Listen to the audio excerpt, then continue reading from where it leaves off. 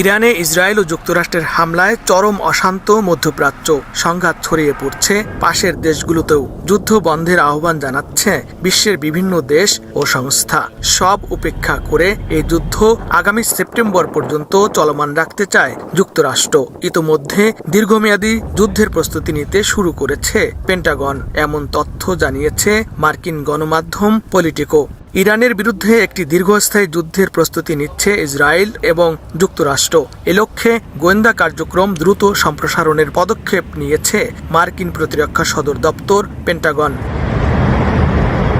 স্থানীয় সময় বুধবার মার্কিন সংবাদ মাধ্যম পলিটিকোর এক প্রতিবেদনে বলা হয়, পেন্টাগনের কাছে ফ্লোরিডার টাম্পায় অবস্থিত সদর দপ্তরে অতিরিক্ত সামরিক গোয়েন্দা কর্মকর্তা মোতায়েনের অনুরোধ জানিয়েছে মার্কিন সেন্ট্রাল কমান্ড। অতিরিক্ত ওই কর্মকর্তারা অন্তত 100 দিন কিংবা সম্ভাব্য আগামী সেপ্টেম্বর পর্যন্ত ইরানের বিরুদ্ধে চলমান সামরিক অভিযানে সহায়তা করবে।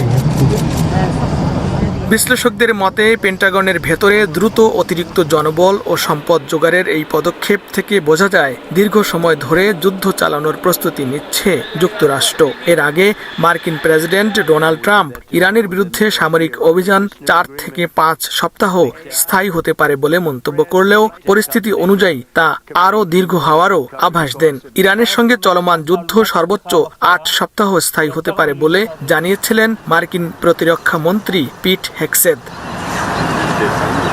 ইরানে আক্রমণ নিয়ে দেশের অভ্যন্তরে বিরোধের মুখে পড়েছেন মার্কিন প্রেসিডেন্ট ডোনাল্ড ট্রাম্প। বাড়ছে রাজনৈতিক বিভাজন, এমনকি ট্রাম্পের অনেক সমর্থকই চাইছে না এই যুদ্ধ। মার্কিন পররাষ্ট্রমন্ত্রী মার্কো রুবিও স্বীকার করেছেন, ইসরায়েলকে সহায়তায় সরাসরি সংঘাতে জড়িয়েছে যুক্তরাষ্ট্র। এদিকে লক্ষ্য অর্জন না হওয়া পর্যন্ত যুদ্ধ অব্যাহত রাখার ঘোষণা দিয়েছে ইরান। ইরানের সংবাদ সংস্থা তাসনিমের প্রতিবেদনে খাতাম আল আম্বিয়া কেন্দ্রীয় সদর দপ্তরের deputy commander general Kiumars Heydari বলেন, এই যুদ্ধ কতদিন চলবে তা গুরুত্বপূর্ণ নয়। ইরান তার লক্ষ্য অর্জন এবং যুক্তরাষ্ট্রকে কঠোর আঘাত না দেয়া পর্যন্ত যুদ্ধ ত্যাগ করবে না।